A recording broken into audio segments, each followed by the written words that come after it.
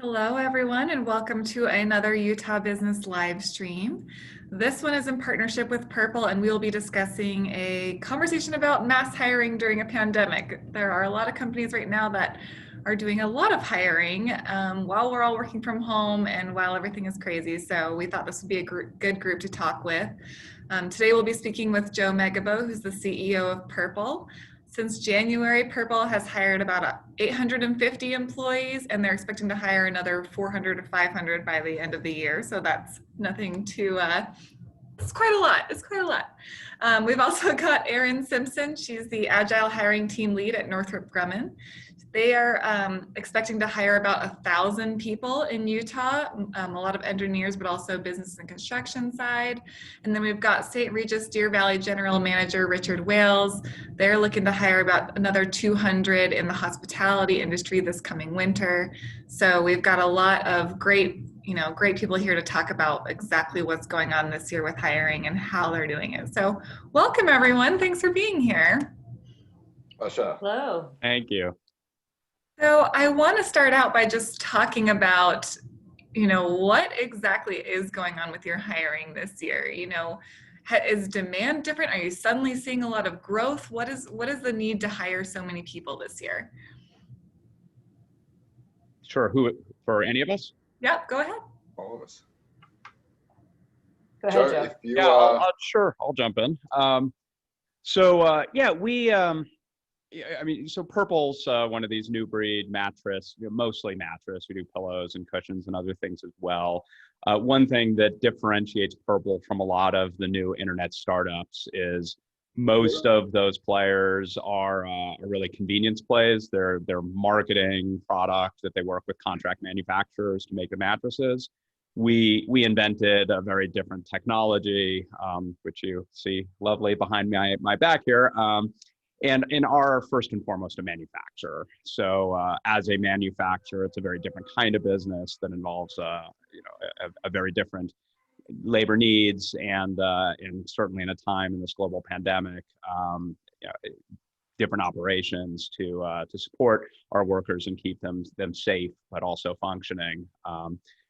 With what's happened with people staying at home, call it nesting, or your home is your palace. There's been a significant increase in focus on the home category in general, which has not only kept us in business, but has actually substantially grown our demand. So we've had significant need for hiring, mostly in production and manufacturing and warehousing and logistics and roles like that. And have been hiring very aggressively. It has been challenging, however, and challenging in two parts. One, just finding, making sure that our employees are willing to come to work and feel safe and supported. I mean, just something as simple as running a shift. The way you run shifts is everyone shows up at the beginning of their shift and the prior shift all exits, which is just designed to almost maximize the intersection of human beings, which is the opposite of what you want when you're trying to do social distancing and keeping people away. So, finding multiple entrances into the building, but still keeping things secured, doing staggered shifts, having to establish protocols around, queuing people in and out of the building, not to mention doing temperature checks and health checks, as well as reconfiguring really the entire floor, were things that we had to do and convince potential employees that they were coming into a safe environment. Even orientation and training, you just can't have people huddling around together, waiting for their badges and waiting to be picked up. We had to get much more structured in things that we hadn't anticipated. But the other challenge, and I'm sure all of us will touch on this, is it's been harder to hire in general when you're talking labor class. As you get into more skilled labor, this is less of an issue. But in labor class, in production and manufacturing and operations, this is hourly labor, and especially in Utah, which has a relative at a national level, a relatively strong unemployment program. You combine an unemployment program along with the federal stimulus that we had through July, and it wasn't unreasonable that we had people at our labor rates who actually were making as much as they would working by not working. And it was, and you factor in the safety factors and taking care of people at home, and if school's in session, you've got kids at home. the economics were pretty strong to not re-enter the labor force. And it's been very challenging, and we've had to do all sorts of economic incentives to drive people back to work. And through July 31st, we were nowhere near capacity, nowhere near the labor we needed. And even interestingly, since stimulus ended July 31st, with the increase in demand in our space and in internet fulfillment centers and warehouses and other large companies that operate out here, including Amazon, who's opened a number of big distribution centers in Utah, labor rates continue to climb. It's a classic supply demand imbalance. So even with stimulus over, we're finding that we are having to work dramatically harder at significant labor expense to staff up on these kinds of roles. And as of right now, we still are not at 100%. I mean, despite all the hiring we're doing, which is remarkable, we're still nowhere near 100%. So I just a little taste on some of the challenges and changes we've had to do. I'm happy to go next. My name's Erin Simpson, and as Elle said, I work at Northrop Grumman. And in particular, I support a program, which is what's driving a lot of our hiring this year, which is the Ground-Based Strategic Deterrent Program, which is the Air Force's largest program in its history, and one of the largest in Northrop's history as well, where we will build a whole new set of long-range missiles. And we're designing and building those primarily in Utah. So Northrop's actually already the largest defense and aerospace company in the state.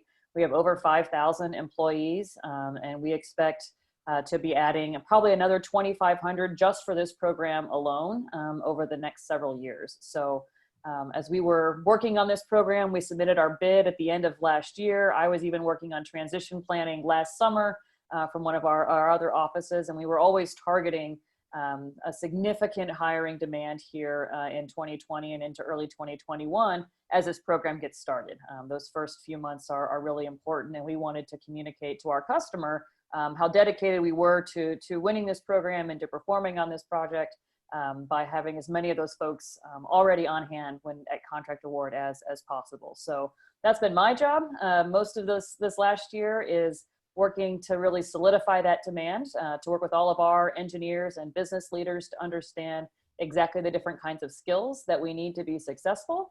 And then working on the other side with our talent acquisition and recruiters to find the supply. So really for us, it's been a question of aligning that supply and demand. We're hiring a range of niche skills, everywhere from college hires to people who've been in the industry for 30 years, very senior technical engineers to administrative assistants. So it's quite a gamut, and we need lots of all of those categories. So it's important to both get the timing and phasing down on that appropriately, but also to be recruiting as diverse a workforce as we can, both in Utah and at some of our other satellite sites. So it's been a very exciting year as we've launched this program. The contract award occurred just a few weeks ago, and I'm very proud that we were at our target of 1,000 heads on our particular program at contract award, and that hiring ramp will continue through this year and well into next. Great. Well, good morning. Yeah. Well, as you can imagine, 2020 has been an interesting ride for the hospitality industry. Unfortunately, our early ski season was cut a little short. We did close the hotel for April and May. And so as we came back out of closure in June, we've been blessed up here in the mountains that it's actually a location and an escape for a lot of people that have wanted to travel. Business for summer has actually been really good up in the mountains. Unfortunately for some of our sister properties around the country, it hasn't been, but we've been getting a lot of drive traffic from surrounding states, which has kind of put us on the back foot, especially being a seasonal hotel, that we didn't have enough people in place. And so we've been doing a significant hiring recruitment process through summer. And then as we move into fall and winter, we see the demand still there for this upcoming winter season, right? Little changes in segments of people that are coming. But we can definitely see that we're looking at some, holding some good business for the 2020-2021 ski season. One of the challenges that we've had here being a seasonal hotel, we've actually relied on a J1 international program of students who come over and work seasonally for either summer or winter. They come in and work for 4 months, 5 months. But this year, we're actually looking at a different recruitment strategy because we can see the benefits of hiring locally. And so we are really pushing to hire people. And again, not necessarily for a seasonal position, rather to keep them on year round. Starting through November into winter, but holding on to all of our staff through summer and the rest of the year, and getting some consistency in staffing. I think we've all gone through the same challenges with hiring. Again, some of the unemployment was definitely on par with what some of our hosts were getting paid here, and so the challenge of bringing people back to work was one of those. But as we move into this winter hiring season, we've actually seen some good pickup in the candidate flow, and so we're excited to see that. Unfortunately, that probably means that some people are losing jobs outside of from other areas in the hospitality market and are looking to come to locations that are hiring and that have business. So that's some of the challenges and what we're looking for hiring this off season. Awesome. So I do have two questions, kind of one related to hiring in mass in general, which is, how are you going about this? Are you, right now Utah has very, very low unemployment rates. We're back to kind of pre-pandemic levels. So there's not a lot of free talent out there available on the market. So one is just, how are you finding these people? And then two is, how are you going about the interview, hiring, and onboarding process during this pandemic? Are you doing Zoom interviews? Are you using different kind of tech to conduct those? Are you doing in person? How are you doing an onboarding strategy if roles are remote or if they're not? I would love to kind of know both sides of those things if you can. Yeah, definitely. We use multiple different ways to reach our potential employees. So being a Marriott brand, we actually use a company called People Scout, who is out there in the market looking at different areas where they can actually recruit. We do some local advertising for positions around either Park City, Salt Lake City, or the Utah area. We have really tried to put out there on LinkedIn to get to a wider, range of locations that may or may not have people that are out of work from the hospitality industry this year. And then also just the networking within Marriott. We're also looking at kind of getting out to some of our other sister properties who, have had a downturn in business, that we have these open positions for any of their staff that may or may not be employed with them at the moment, that we're willing to rehire them and bring them to Park City. Yeah, I'm happy to jump in as well. Again, this has been so critical. I mean, just to give you an idea, I talked about in how this has improved our business. Our online business in Q2 grew 127%, almost 128% year over year. Again, if this were some digital service, fine. But as a manufacturer, I mean, that's very taxing on our business and operations, and there's a lot of labor requirements behind that. So, I mean, we've had to really stretch ourselves in pushing to acquire talent. We do most of our recruiting in-house. So we have significantly fortified our recruiting team and brought on additional recruiting staff We're casting a net in nearly any digital channel we can now. So we've substantially leaned into LinkedIn, Indeed, billboards. So more digital marketing and marketing programs into recruiting networks. We've got referral bonuses in the company, and I mean it's interesting. I'm sure other companies say this, but we genuinely operate as it's not just a job. People come and join us because they love our product. We give every employee, there's a minimum amount of time you have to work here, but it's not a lot. We give every employee a mattress.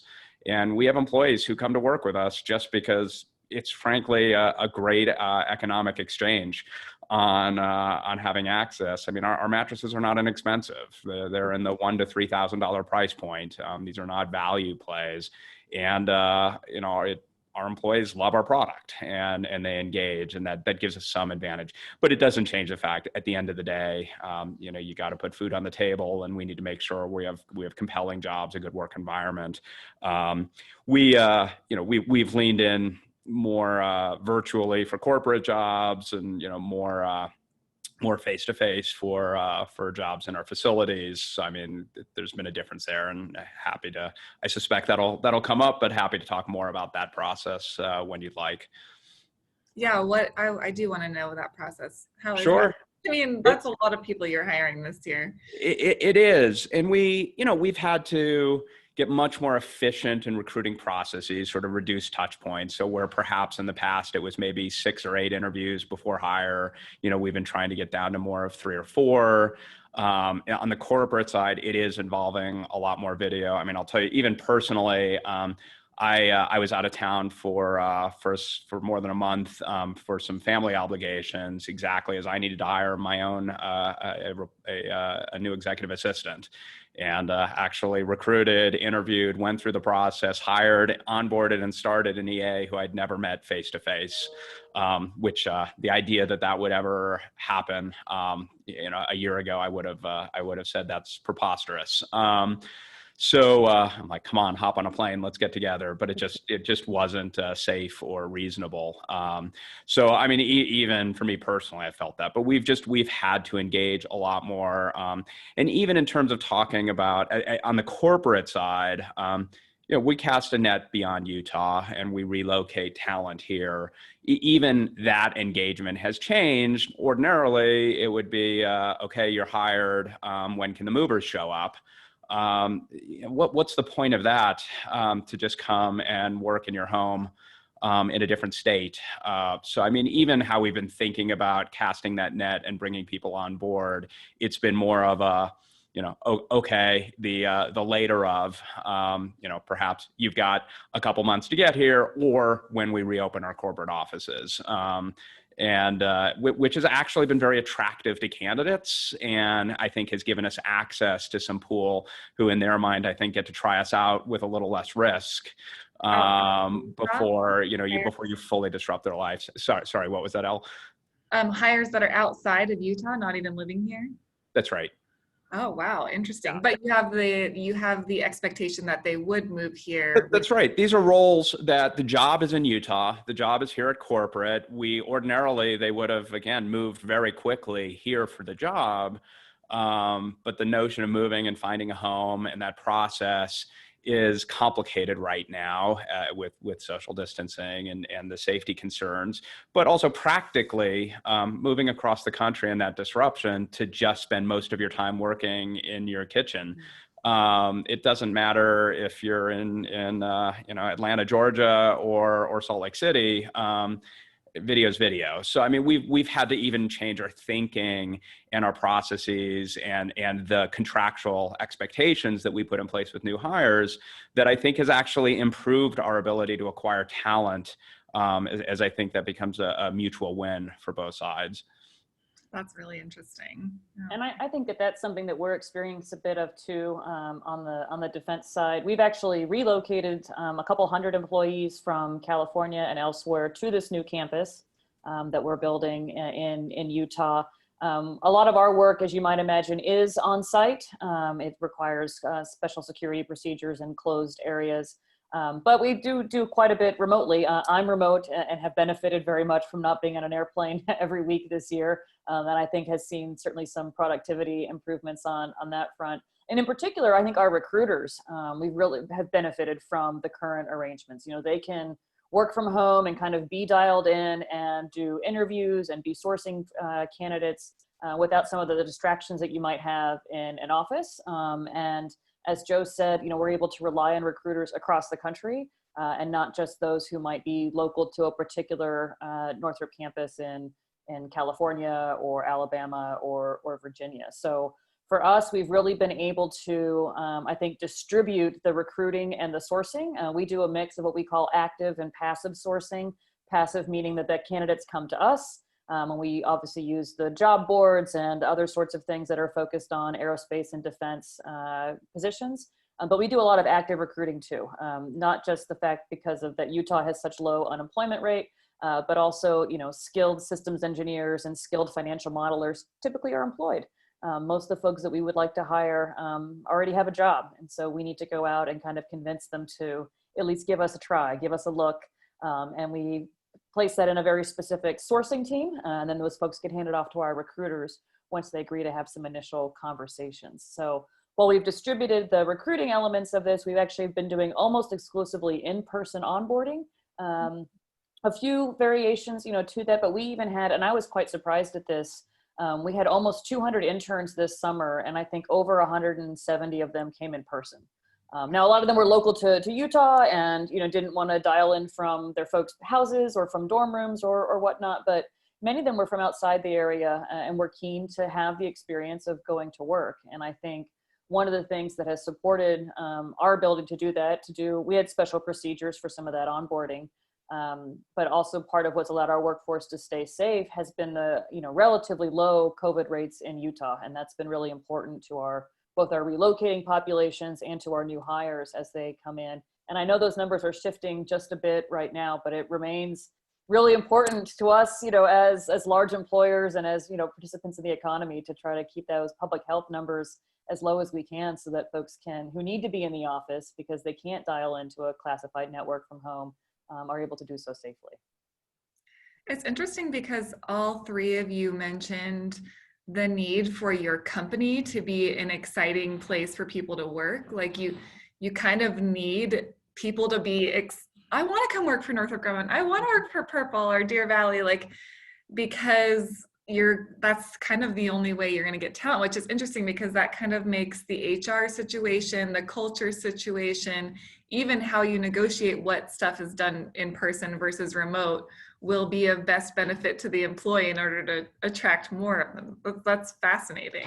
Yeah, and go ahead, Erin. Well, I would say, starting up a new division and a new program, we're working to create that culture, and we're having to do that in a very non-traditional way at the moment, especially for a company that has not done a lot of remote work previously and still doesn't really work with video for the most part.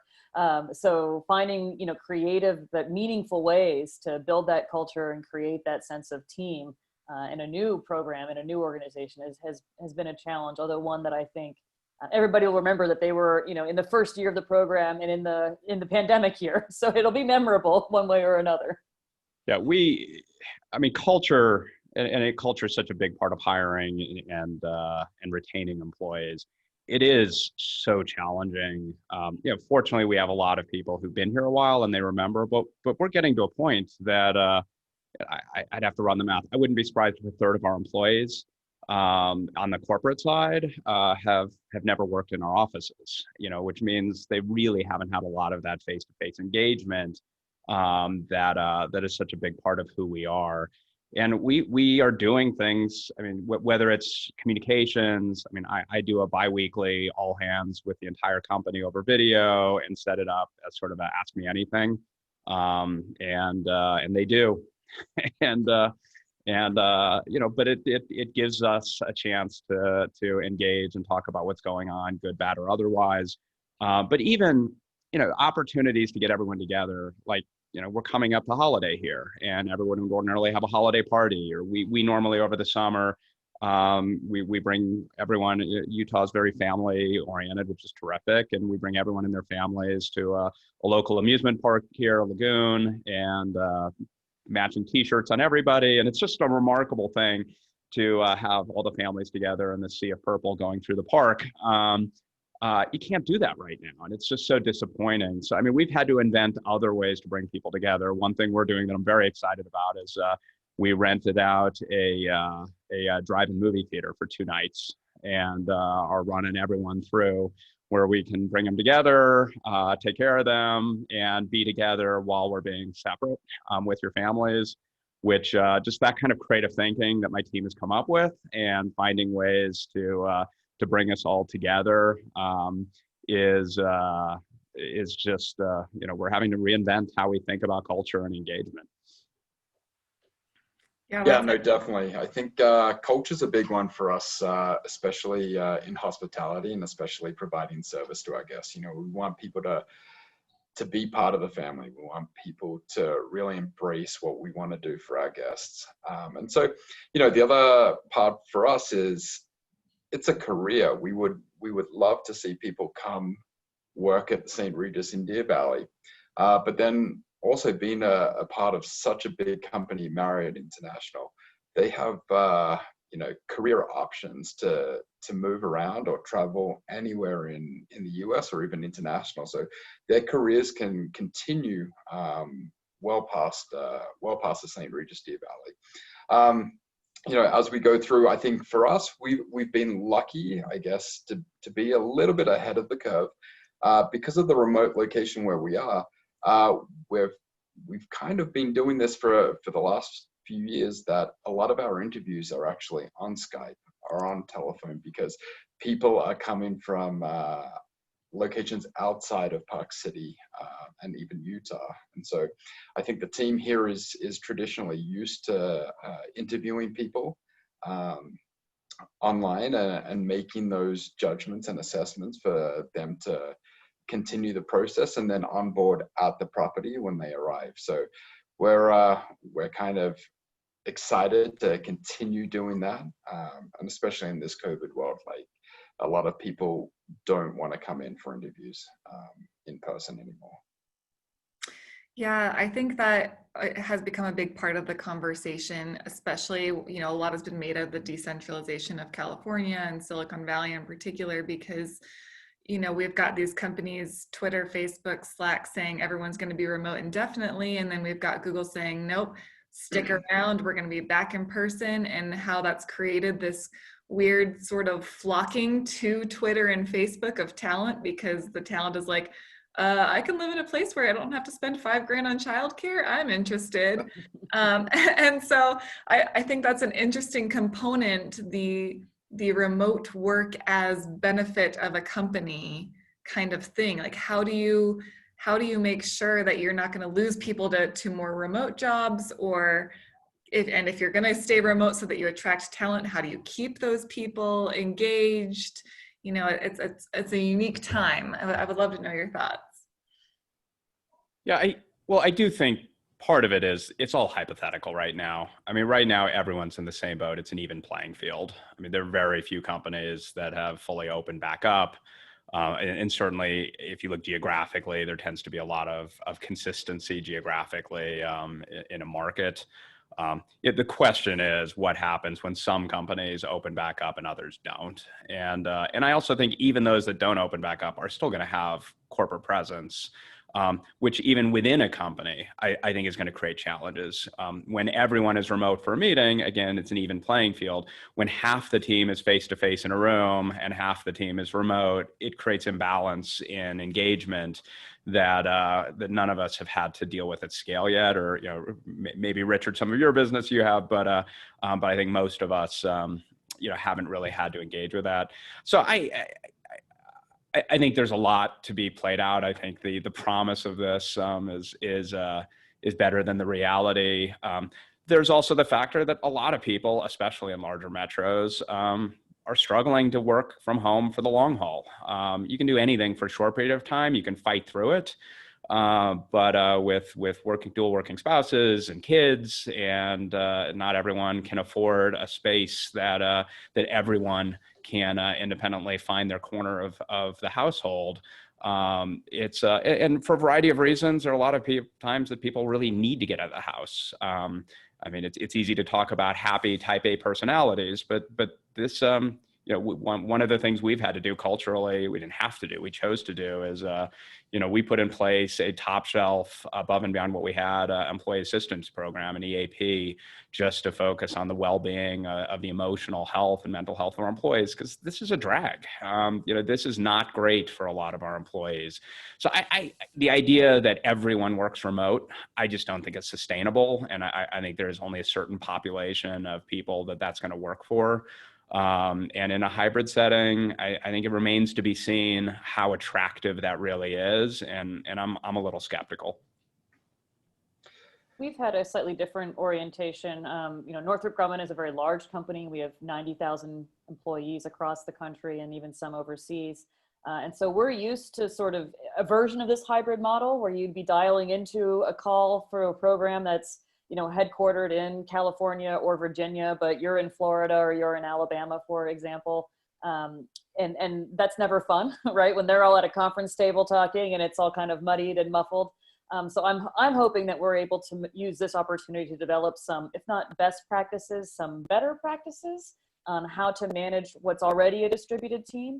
And I do think there are opportunities to develop talent and to be more accommodating to a wider range of talent by having some flexibility. But I guess I share Joe's skepticism, or at least a common set of concerns around the ability long-term to be productive. There's a whole bunch of different constraints there are definitely folks who are looking forward to going back to the office. There are other folks. I have a niece, for example, who's incredibly high risk. Her parents would like to not go to an office anytime soon, if at all possible.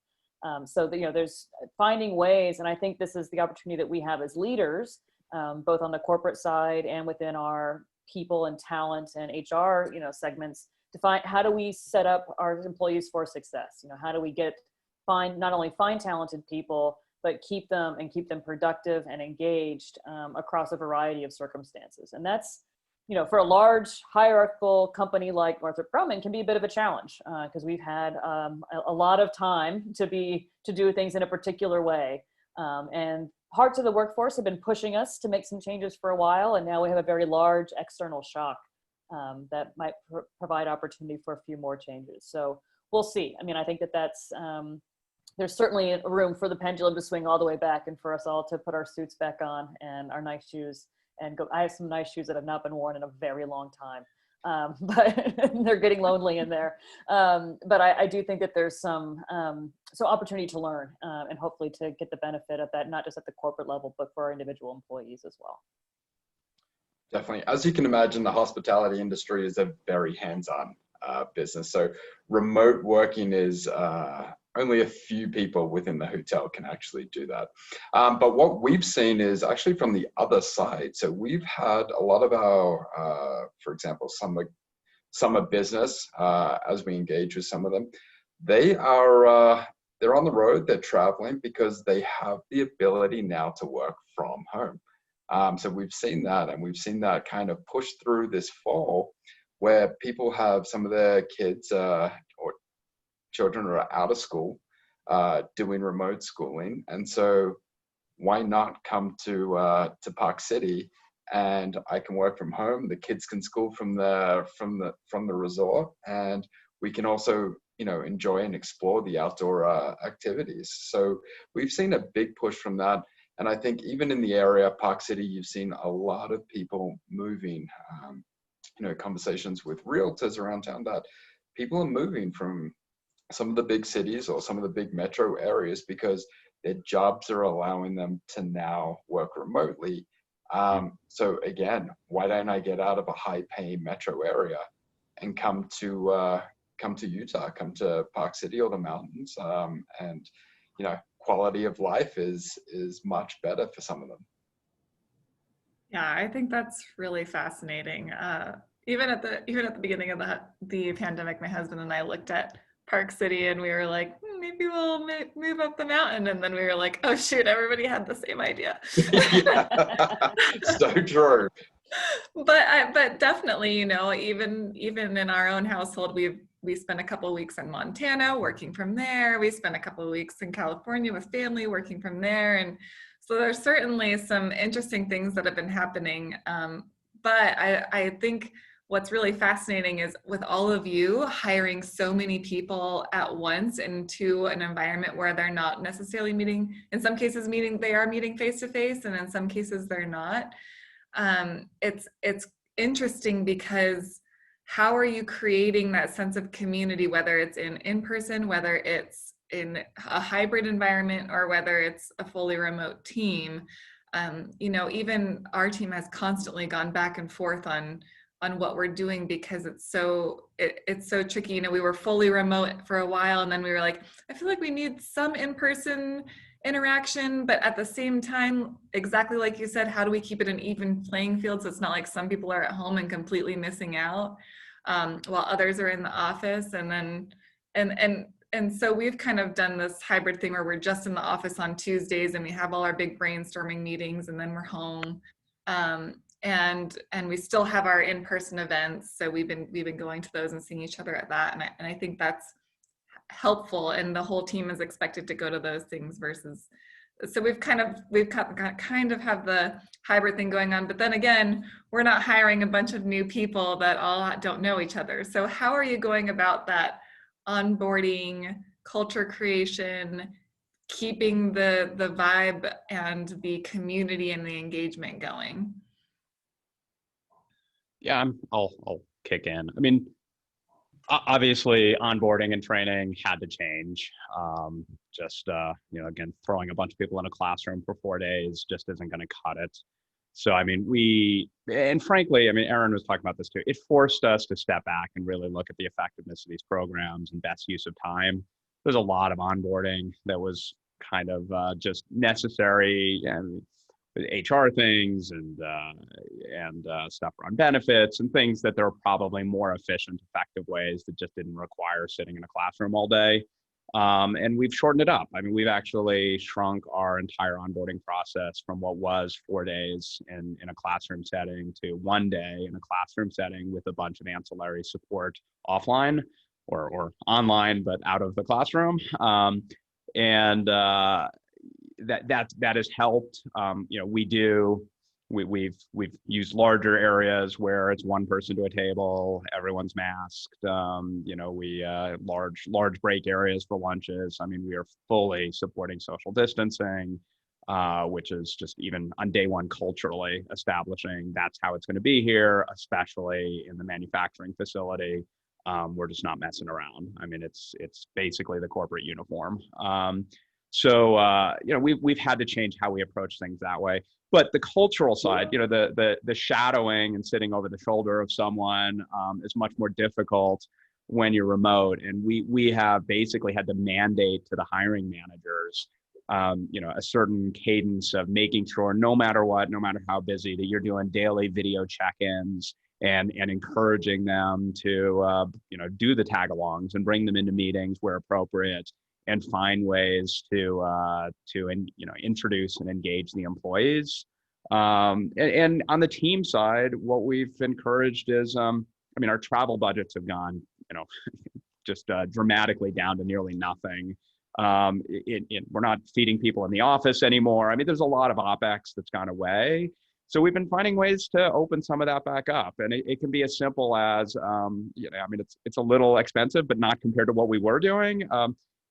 Have a pizza delivered to every single person's home on an operating team, and you all at the same time, and everyone comes together and has a working lunch, or just something fun. I mean, we've had people bring in chefs or training or crafts or things just to create common bonding experiences and opportunities to engage that just isn't about turn the Zoom on, do your work, turn the Zoom off, and then you're back to day to day.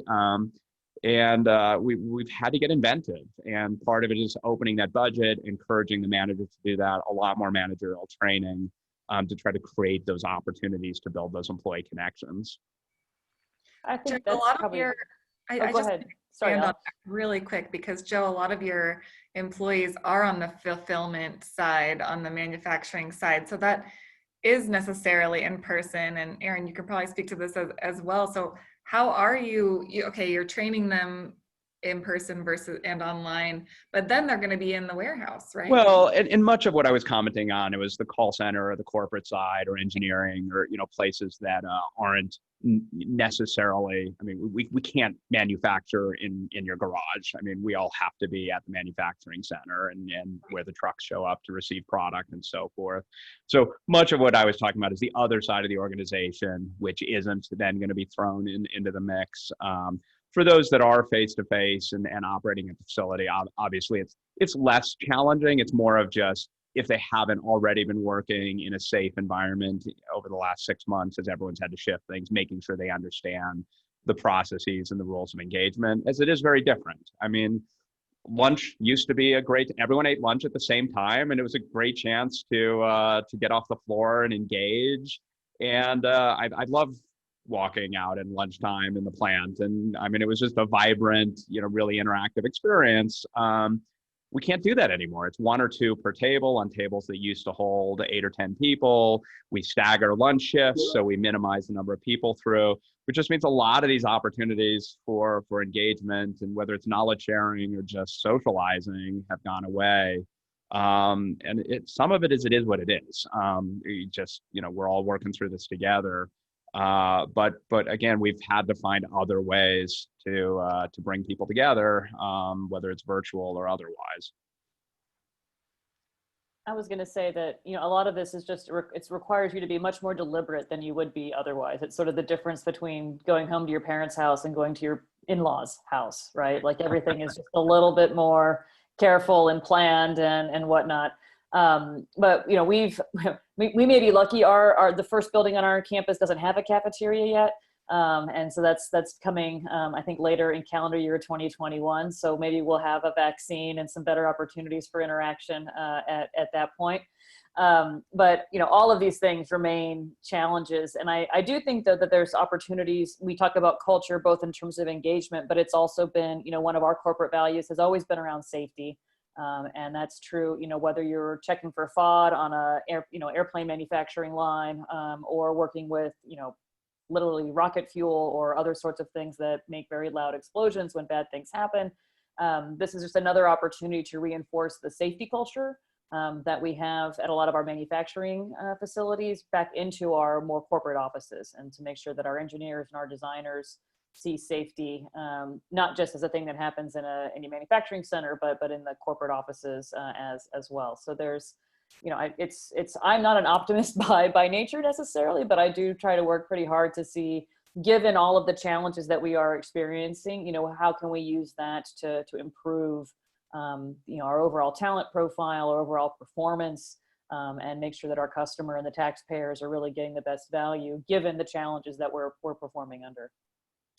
Interesting.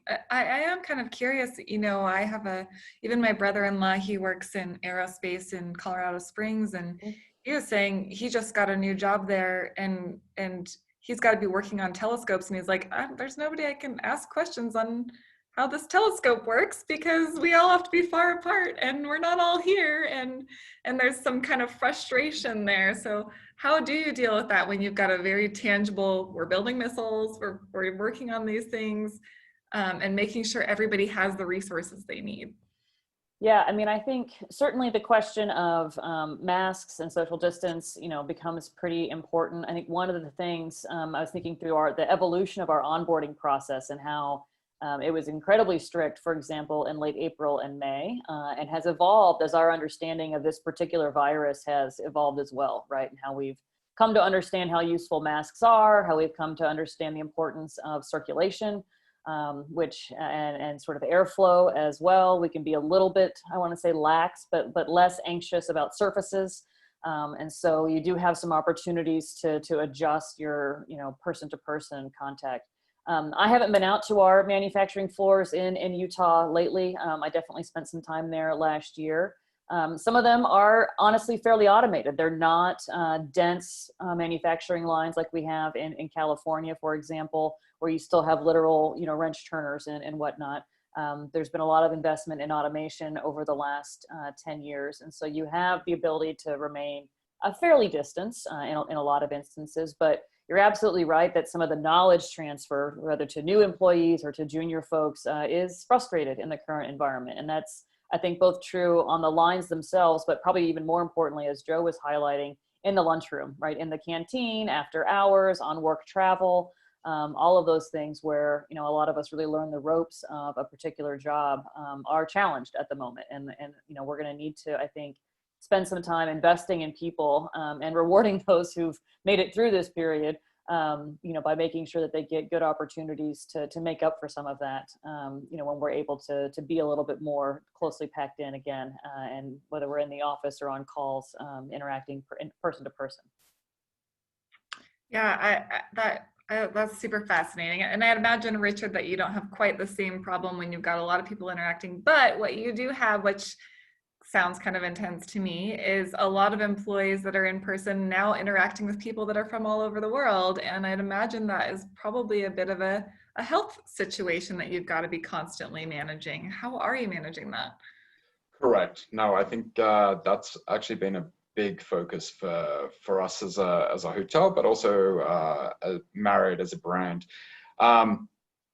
I would say that there is definitely an evolution when it comes to our orientation.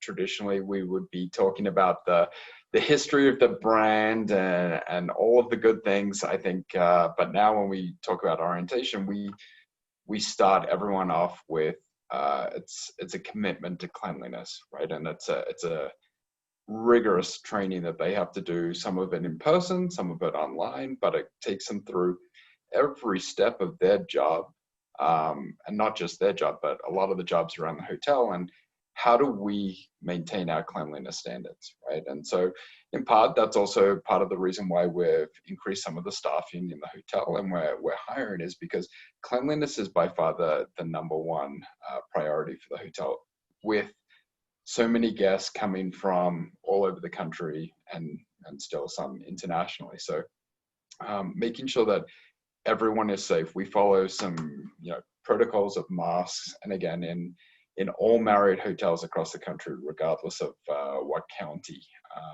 masks are mandatory for both guests and employees. Many of our frontline guests are in gloves, masks. We use all of the chemicals that are needed to make sure that we keep all of our surfaces, etc., hygienic for both guests and employees. We've had to actually change some of the processes that we follow, just to make sure that we are following up after every guest leaves an area, that we make sure that we go back in and sanitize it so that it's 100% ready for anyone else to sit back down. So this has caused some of the increases in labor, and that's also why we're hiring, because some of the processes, instead of one person being able to do the same job, they're actually all divided now, so that there is no potential for cross-contamination or anything. And again, it's the number one priority in this hotel for the safety of our guests and employees. Do you ever have to worry about, okay, now this employee is sick and we have to go back and make sure everything is okay and that person is cared for? How do you handle that? Yeah, we do. We work closely with our corporate office, contact tracing. If someone does become sick, there's definitely contact tracing, all the way through from informing our corporate office, making sure that all of the employees that potentially were in any area with this employee are notified. And then also working with the county to make sure that we give them all of the information to follow up. Again, social distancing is a priority for us. So social distancing, and some of the behaviors I think we've trained into our team is, engaging with guests as we usually do, but at a distance. Even in what we call back of house and staff areas, again, it's what used to be communal, kind of getting together, chatting. It's all social distance now. And so everyone is still kind of taking the precautions necessary so that if someone does become sick, we're not in that kind of within 10 foot more than 15 minutes without a mask, so that the likelihood of transmission is much less. But it's definitely been a change in the hospitality industry. As you can imagine, people are very hospitable. They want to talk, they want to get to know you, and now doing that from behind a mask and socially distanced makes that effort just a little bit harder. Aaron, it's just Richard's point on kind of going back and your question on if someone does test positive or get sick. I mean, the consequences of this on manufacturing are massive, and we, part of what we've had to do is, we've got much more clear delineation on shifts. So, people who only work Mondays through Thursdays, it keeps us, and we are being much more rigorous in understanding any employees that cross between shifts. So we know where there's, potential cross-contamination of labor. We do get scares. We do get people who've tested positive and were at work yesterday. And, we've working with the University of Utah, we have found a large volume scale, basically aerosol bombing approach where we can massively disinfect the facility, which we do weekly anyway, but we'll pull in as needed. So if someone tests positive, we shut it down. We understand, okay, if there were a few people who cross, like if the next shift is starting and they weren't there that week, we know they're safe. And we've been able to isolate labor, but if there's someone who was, we'll pull those people out and take them off and say, you've got to quarantine or get tested, and whichever happens first, we'll release you back in. But it is very disruptive, something we take very seriously. I mean, obviously temperature checks give us some visibility into this, and we've had some positives that come up from people who perhaps weren't making the smartest decisions in protecting themselves and others. But in general, we've made it very clear, it is your responsibility to inform us if you or someone in your family or your household has been exposed. And we react immediately and with significant consequence that, we cannot. I mean, the worst thing that could happen to us is something runs through our plant and we lose significant portion of our labor force. It's bad for their health, it's bad for our business, and we are very protective in making sure we're keeping our workforce safe and able to make a living and make our product and make sure we're not putting our facility at risk either.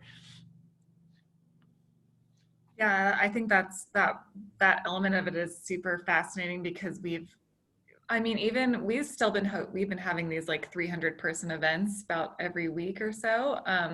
And everyone is always like shocked. They're like, oh, that sounds so scary to attend a 300 person event.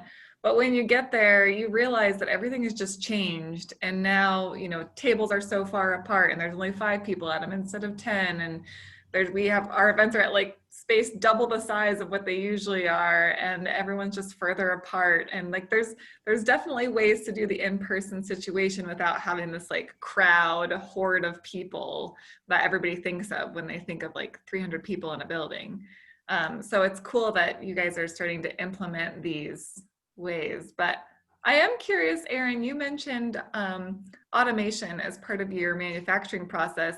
I'm kind of wondering if you guys think this might be even more of a future because it doesn't run the risk of what Joe's talking about, having to aerosol bomb everything because everyone's temperature is high, and that like the human element brings a certain danger now to the workforce.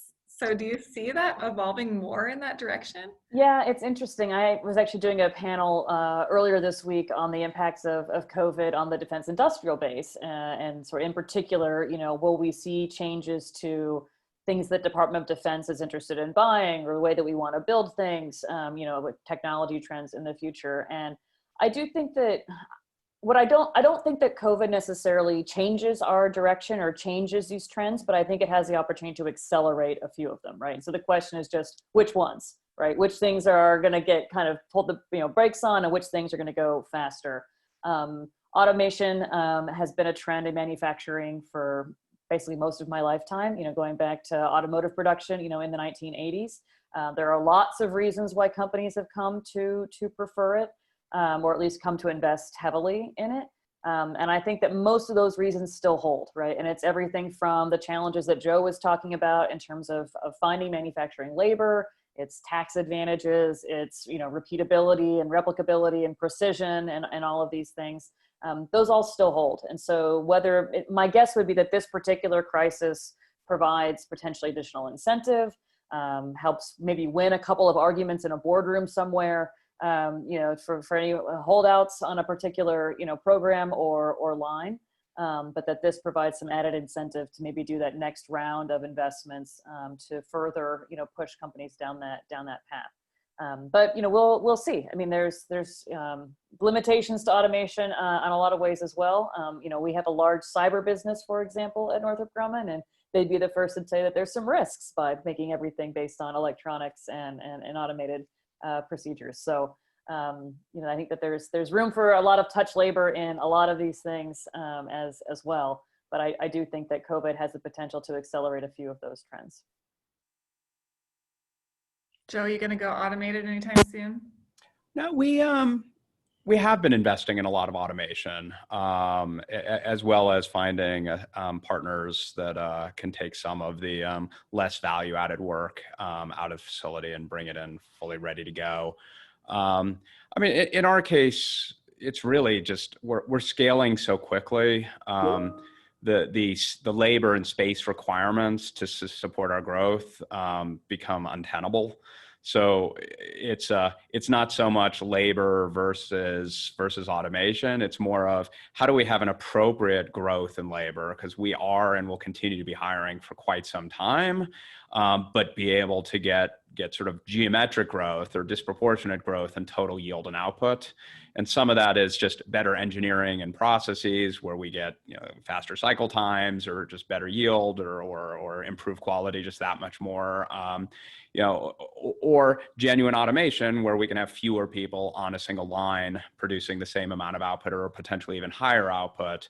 But when we're growing 50% plus a year, you know, finding ways that it doesn't become entirely labor dependent on hiring, housing, and supporting that much labor it's better for the employees, it's better for the company, it's better for our ability to meet the customer demand, and it's really using those hand in hand. And automation has created both skilled labor roles. I mean, I'll tell you, automation isn't all it's cracked up to be, especially as you're doing automation in things that aren't commonly done. You need labor who can actually do work, because when these things go offline or get finicky or aren't working, it can take a lot of time to get something that is truly automated or build enough redundancy on automation that no matter what, it just works. There's a lot of labor required to keep automation automated, so to speak. It's less labor per unit of output, which is the point. Labor. And it's different labor. And that's why it's creating job opportunities. It's creating opportunities for advancement and training and skilled labor, which is great for the employees in the company. That's exactly right, Erin. Yeah, that's interesting. I mean, the whole host of things that I think people are looking at now that they've never looked at before. I was just reading an article yesterday about CEOs that are like micro whatever to their office to make them like hermetically sealed almost to all viruses. It's so crazy. People are reimagining the workforce and just trying to figure out ways to make it safer for everybody. So I'm sure automation is just one of those elements. Yeah, I am not in a hermetically sealed office, so let's put that out there. Good. Comfortable. It is comfortable, but not hermetically sealed. That's good. That wouldn't be fun living anyways. No. Well, I really appreciate you all joining me. This is such a crazy time to be hiring, and you guys have a lot more hiring to do. So thank you so much for joining me and for being part of the conversation. Thank you as well. Thank you, Al. Thanks, Al. And for everyone that's listening, we've been hosting these all the time. Go to utahbusiness.com/live. We've got live streams coming up about the future of HR, about the future of education, and we've got a book club coming up on No Rules Rules, Netflix and the Culture of Reinvention. Perfect timing for that book. So if you want to join any of those, utahbusiness.com/live, and I will see you there. Thanks.